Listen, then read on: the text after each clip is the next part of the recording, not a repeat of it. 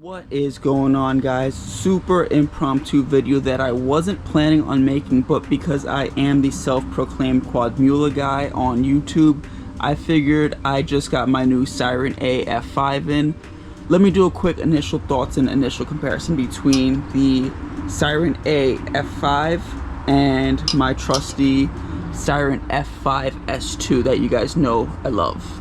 This is going to be pure first thoughts and first impressions. As you can see, I haven't even finished building the quad, but what I noticed right off the bat is this quad is going to be a lot beefier. So the bottom plate has been stepped up to a 2.5 millimeter bottom plate versus the 2 millimeter bottom plate on the S5 S2, which is good because I have cracked 2 of these bottom plates.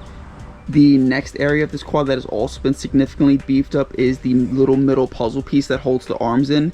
That is now 4 millimeters compared to 3.5 millimeters on the S5 S2.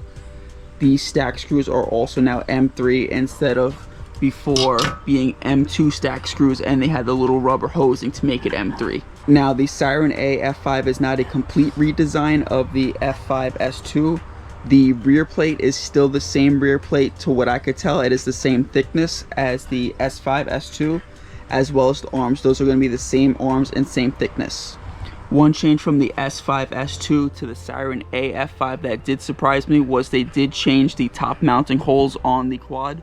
So this is a GoPro mount from the S5 S2, and as you can see, the holes do not line up. So if you have mounts printed for your S5 S2, they're not going to work on your SirenA F5. Just trying to film.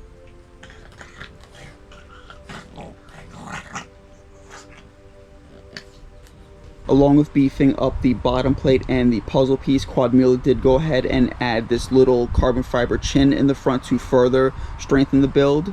Adding this carbon fiber chin in the front did change the standoff height. Previously on the S5 S2, in the front you had 25 millimeter standoffs, and in the middle and the rear you had 20 millimeter standoffs. Now in the middle and the rear you have 23 millimeter standoffs, and in the front is 26 millimeter standoffs. So the build is going to be a little bit less slammed, but it should in turn give more durability. Last but not least, as far as weights from Quadmula, they say the S5 S2 is going to be 106.9 grams and the SirenA is going to be 114.9 grams. So it is a little bit heavier, but again, all that weight is from them beefing up the frame. Like I said, this is purely first impressions and thoughts on what I noticed is different between the S5 S2 and the SirenA F5. I have had some hard crashes on my S2, but I never really complained about it. But it is nice to see Quadmula further build on what is a great frame in my opinion and bring out the SirenA line. I will give an update on this frame once it is actually complete and flown, but for right now I can't really complain about it because it is what they said it's going to be, which is a more durable, beefier version of this frame. So let me know what you guys think of the frame down in the comments, and as always, thank you so much for watching.